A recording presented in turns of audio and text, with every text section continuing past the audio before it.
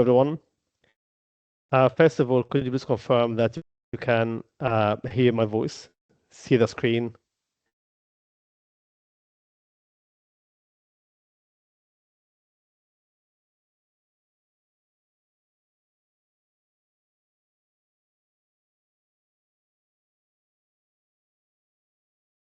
Very good. So, hello everyone, and welcome to a new webinar from iiExperts. My name is Ashraf. I have more than 20 years of experience in the field of ISIT, and very pleased to be with you in this episode from iiExperts. Many organizations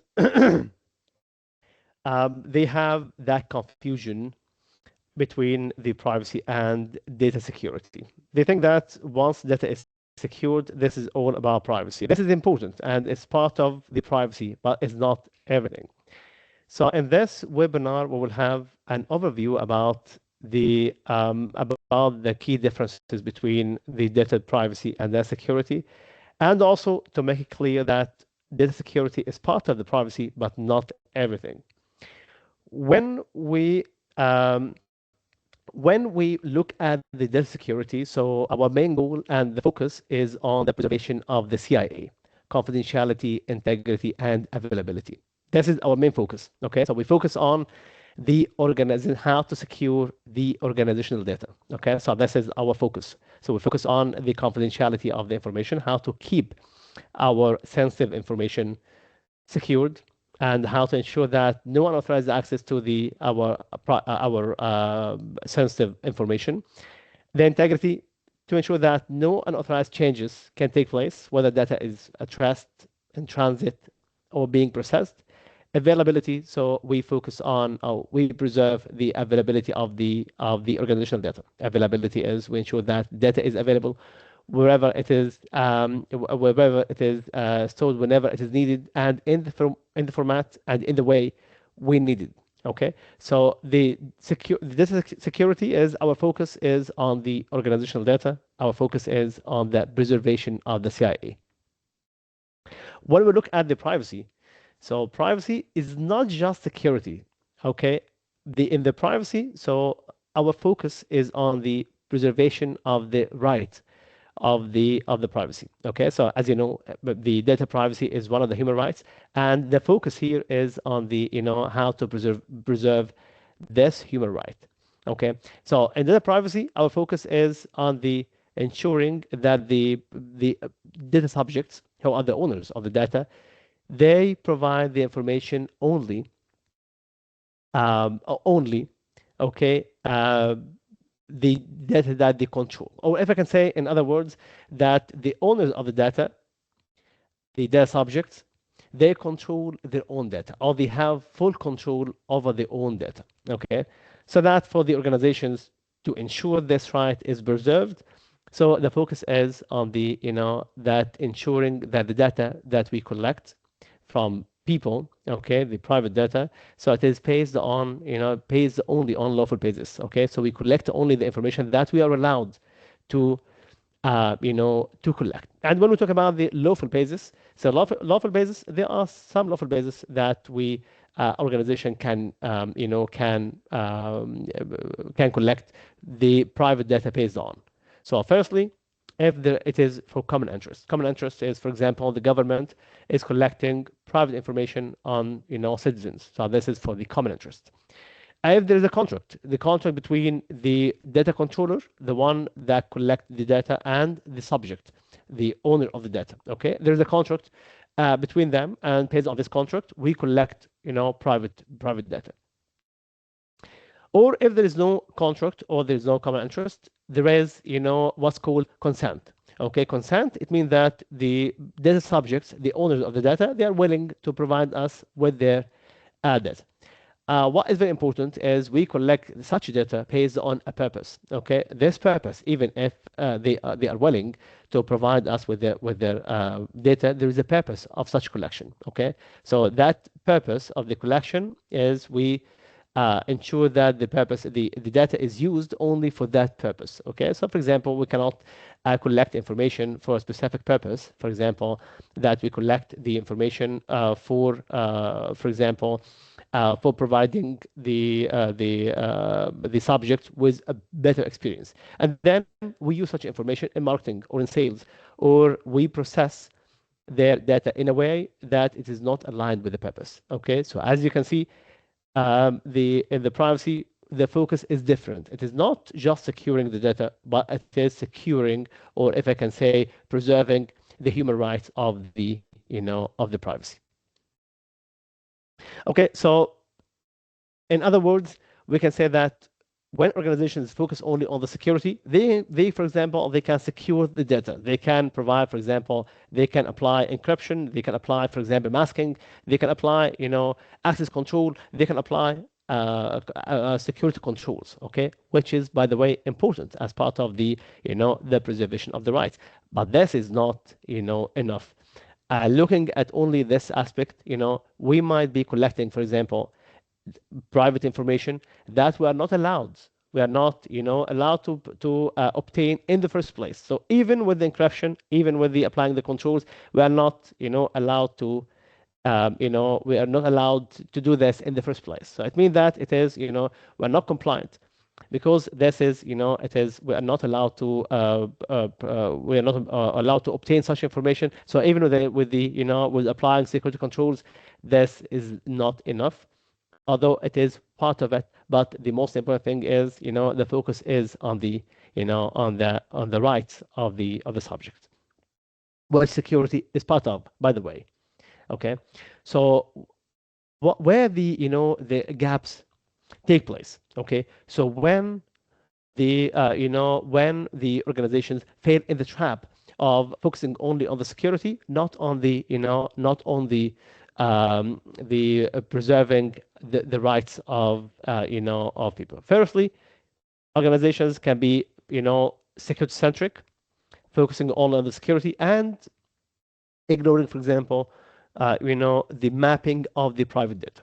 Mapping is the all the, any organization that collects private information, they should have complete mapping of the, of such information. So they know how they are processed, where it is, they go outside outside the organization and inside, with whom they are being shared, and so on. So they have data flow for all the private information. They know how data, moves, and based on this, they ensure, so if there is no mapping in the first place, this is, a gap in privacy. There's no legal basis, as I was saying. There's no legal basis based on which they collect such information. Okay, so without having legal basis, they are not, such organizations are not allowed to obtain such information. Okay, retention gaps. This is also one of the traps that organizations that might ignore, that they collect information forever. Okay, so they retain information forever. So they collect the information and they retain it forever. Okay, there is no retention period that is set for such private data based on, based on the purpose. So for example, we collect such information based on a contract. After the contract ends, that data shouldn't be there anymore. Okay, or based on, based on the purpose of the collection. So when the purpose ends, it means that, no more retention of such information in the organization. Okay, so there should be a minimization, minimization objectives. Okay, so once data is, is the purpose of such information is not needed anymore, then we shouldn't retain the private data beyond that. Okay, also the risk from the third party. Okay, so the private information also, they are, shared with other organizations. For example, organizations that use cloud, they can collect the information from the private information from people, and then they have cloud infrastructure. They, they ignore the fact that if we move to the, the another third party, it means that, we need to be transparent with the, with the subjects. Transparent. It means that in the policy, so we mentioned that such information can be shared with other parties, and also we ensure that the private, the private data is secured and the rights are preserved at the third party. Okay, and also the subject rights. Okay, the subjects are the owners of the data. Okay, of their private data. So they have some rights. Okay, so some of the rights are the right to access their information, the right to, or portability to move their information from one provider to another, the right of to be forgotten, for example. Okay, so if, for example, if they need, for example, they provide the consent to us so that we can keep their information at any point in time. If this is, of course, if this is part of the agreement, they can, they can stop or they can ask for the information to be, to be forgotten. Okay, and again, this is based on, the purpose. If the purpose is, for example, a contract, they don't have the right at the, in the middle of the contract to, to end, for example, or to ask for the information to be forgotten. Okay, they cannot, for example, they send to the government so that the, for the information to be forgotten. So, but if they provide their consent, okay, for example, they subscribe to a channel, website, or whatever, they have the right, to ask them to stop the processing of their data, okay, or to ask for the data to be, forgotten. This is some of the, some of the gaps that can that organizations can ignore, and that can lead to compliance issues. Okay, how to, based on this, okay, based on the rights we spoke about, based on the cost of the privacy, how can we manage the privacy?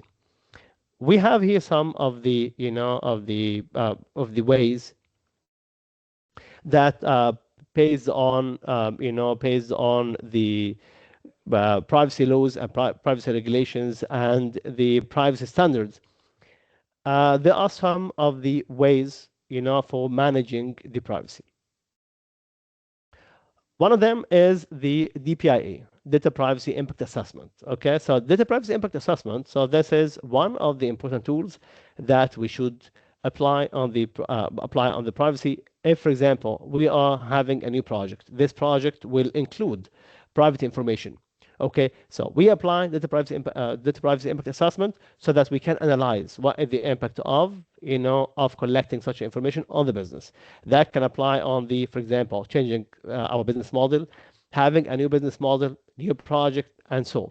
Okay, so we apply data privacy impact assessment so that we can, analyze the processing of the private data. Okay, so if that's, for example, we analyze, the risk on the organization. We analyze how we apply the, the rights. We, and so on. So we analyze that, identify the risk, and we analyze that from the privacy perspective. Okay, so this is very similar to the risk assessment, but this is focusing on, the privacy side. Okay, so from privacy perspective, okay, how the privacy would be maintained, okay, in this project, and what is the risk of having such private information. Another important tool, which is the RPA or the records processing activities. Okay, so this is organizations should have a list of all the pieces of private data they process. Okay, and in this, in this list of, in this list of activities, we mention all the pieces of information or of private information we keep, okay, and then we maintain all the important information. For example, this information, the purpose of this information. So what is the purpose of collecting such information? What is the, legal basis? Are we getting consent, or this is a contract? Okay, so what is the legal basis for this? What is the retention period? Okay, so are we going to retain this based on the purpose, for example, for 1 year after the end of the contract, or 5 years after the end of the contract, for the, and so on. So this is, we have a list of all the processing activities we have on the private information, and we have all the, information that are important to the pieces of such a private information. Another important thing is the DSA, the DSR, or data subject, request. So data subject request, so as we were saying, the data subjects, they have some rights, okay? The right of, as we mentioned before, the right of access, right to modify the information, the right of portability, right to be forgotten. So how are we going to manage the rights? Okay, so for example, we collect the private information through our website, okay, and in this we have, for example, we have the privacy policy published on this website. We mention in the privacy policy that, for example, if there is a request to modify or request to access or to stop the processing of the information, they have to, for example, to fill a form or to send to send an email to a specific email address. Okay, based on this, the DSR is there should be a process for the processing of such information. Okay, processing. So when we receive that request, so for example, there is a process, to reply and to process. Okay, so for example, based on most of the regulations, so we have a maximum of 1 month to reply, okay, to such DSR. Okay, so to reply, for example, firstly, we need to verify to ensure that the request is coming from, from the rightful owner of the information. And then for example, what is the purpose of the information and the contract and so on. Okay, and based on that, we take the action to reply and to fulfill the request. What is very important is that we have that process. We have the request, we have the process to reply, to the data subject. Okay. Also, we have the data mapping and inventory, as we were mentioning. Okay, we have data flow, so we know that the information, for example, is we collect from the application, mobile application, or from the website, and then after collection, it moves, for example, to our databases. Databases are in the cloud, so we have the mapping, and based on this mapping, and we have flow. Based on this, we apply the certain controls based on this. Of course, legal basis management, as we mentioned this previously, so we ensure that data information is always collected based on a legal foundation. Okay, consent management is one of the as we agreed, one of the legal bases. We mentioned the consent. Okay, so for example, if there is no contract with the subject, there is no common interest, then we rely on the consent. But in the consent, it means that we need to manage the consent. For example, the consent is stored in our in our records, so we keep all the consents that took place. We know the source of every consent, so that to prove that the data that we collected are based on the consent collected from the subject. Retention enforcement, so there must be a retention. It is part of the minimization objectives we have, and it is reducing our liability. Okay, so liability of keeping such information. Retention, it is, as we agreed, after for example, after the purpose of the collection or the purpose of the processing is ends, then we need to dispose of such information. So we need to enforce that. Okay, so there should be an enforcement of that retention. This retention is mentioned in the policy. The retention is mentioned in the processing records, so that we know for every activity how long we keep the information and how long we retain such information. And the management of the third-party privacy risk. So, for example, we collect the information. So in this case, we are the controller, okay, data controller, because we are the ones that collect. Okay, for example, we share such information, for example, with the cloud provider or hosting, or whatever, or organization that is doing analysis or whatever. Okay, what is very important is, firstly, we have an agreement, processing agreement between us as controllers, for example, and the processor. Okay, and we are transparent in the privacy policy. We are transparent with the subject that such kind of processing that happens, and we have an agreement with the processor. We ensure that the security, controls are applied, and the privacy rights are also applied. So, okay, in some cases, by the way, in some cases, the collector, and the with the subject, the controller, is known for the subject. Okay, the processor is not known for the subject.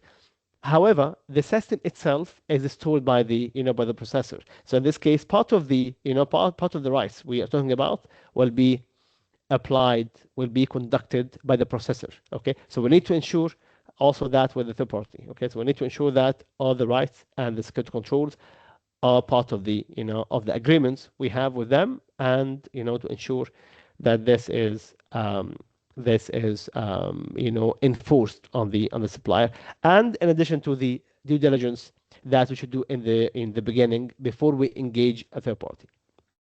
Okay, um, incident response, it's an important part, as you know, in general, and especially, when we have an incident related to the privacy. So we have two things, the response inside the organization, and part of this is, informing the, regulator. So in many regions and countries, like in Europe, for example, we have the supervisory authority, and based on the GDPR, we have to reply within, 72 hours to inform the supervisory authority that we have a breach. And of course, the privacy governance to ensure that the privacy is governed across in the organization, be it roles and responsibilities, assigning the DPO, for example, ensuring the policies, ensuring extending the policies to third parties, and so on. So the governance inside the organization to ensure that the privacy is governed across the organization and extended to the third parties. Okay. As I was mentioning earlier, one of the very important, principles is the minimization principle. Okay, minimization. So this is one of the very important, principles when we speak about, privacy. Minimization. It means that we should always minimize the information based on the purpose of the collection and the purpose of the processing only. Okay, so part of the minimization is we collect in the first place only what is needed based on the purpose. Okay, so for example, we collect information about, for example, a service that we provide to people. Okay, and there is no need to collect, for example, the address of the subject. There is no need to collect their, for example, national ID, their passport number, for example. Okay, so this information, the organization might say that, oh, let's have this, we might need them in the future. This is one of the big mistakes. Okay, so we should collect only what we need based on the purpose. The purpose does not require national ID to be collected, then there is no need for this. Okay, the purpose does not require us to collect, for example, that the gender of that person. No need to collect such information. So minimization in the beginning, we collect only what is needed. Okay, no more than that. Okay, so based on this, so we have, for example, a form. This form is customized based on this, and we collect no more. No more. Only based on the purpose. And the retention, again, it's part of the minimization. We retain information only based on the purpose. So our purpose is the contract. Once the contract ends, then no need to retain information more than that. Okay, also that tendency of let's keep it, we might need it. This is, again, it is one of the big mistakes, that we should retain only the information based on the purpose, and when the purpose no more required, then we get rid of such information in a secure way. Part of this, by the way, it can be, the part of the, of this, we might say that, okay, so it is very important to keep the records related to, for example, to the financial records, but it is not, for example, there is no need to keep the private information itself. Okay, so this is also part of that, minimization. And instead of get rid of the entire information, we can keep part of it which is related to, for example, to the tax authorities and to the accounting and so on, but we anonymize the information. Anonymizing it, it means that we, get rid of the private information and we keep only what is important, like for example, the financial, transactions only. Okay. And again, the processing is based on the purpose. Okay. So in the purpose, we collect the information so that we can provide better experience. Okay. So for this, we shouldn't share the information for other purposes. We shouldn't, for example, target the subject with new offers if this is not part of the purpose. Okay. If we open, for example, any of the privacy policies, for example, AWS privacy policy, you would find that it is clearly mentioned that we collect the information and we will provide you with for example with some offerings, and we will use it for better experience and so on. So based on this, so the information will be processed. Okay, we shouldn't process the information more than beyond the purpose. Okay. And of course, the audits, minimization audits. Okay, minimization audits. So to ensure that the minimization objectives are applied. Okay, so the retention period is enforced and data is anonymized beyond the purpose, and audits to ensure that this takes place. Okay, so it is effective and it's happening in the organization. Okay. Um, so privacy, as you know, it is in many countries, in many regions, that the privacy is one of the, as I was mentioning, it is a human right that is seriously is considered. Okay, as you know, in Europe, for example, there is GDPR, and based on the GDPR, the fines can reach 4% of the global turnover, or 20 million euros, whichever is bigger. Okay. One of the cases that took place in the past, it is one of the big, fines that was paid. It was from Meta. So in 2023, as you know that there was a suit case against Meta for the processing of the information in a way that violates the purpose. So if you remember what happened, so the data was being shared for the analysis and for the with the Analytica organization was doing some analytics, some analysis without having the consent based on that purpose. Okay, so people were sharing their information and they consent on this, but the consent was on a purpose that was contradicting with what's happening. And also the information was being, transferred from Europe to the US, and the other, without applying specific, you know, privacy security set by the GDPR. For example, by the GDPR, the information cannot be, shared, cannot be sent to another country without outside the region, without applying certain controls. One of them is the encryption. For example, the keys to the encryption, it must be retained and inside Europe. That wasn't the case. Okay, so the case that information was being sent, the encryption, even the encryption was in place, but the keys, were managed by the other country, and in the US, for example, there are other regulations and other laws that can make the government can have access to such information. Based on this, Meta paid a fine of 1.3 billion dollars in 2023. So as you can see, the privacy, it is a serious, as you know, a serious, in most of the countries, most of the regions, it is a serious topic, and and it can lead to, as you can see, it can lead to fines that can be, seriously damaging the organization. So that was, it was a quick overview, a brief about that, that confusion, and that, this webinar, we wanted to, to make this short webinar to, to make this differences between the security and privacy clear. And in the end, I would like to conclude and one statement that that security, it is, the security focus is if the information we have is, is secured and only accessed by the, by someone that is authorized.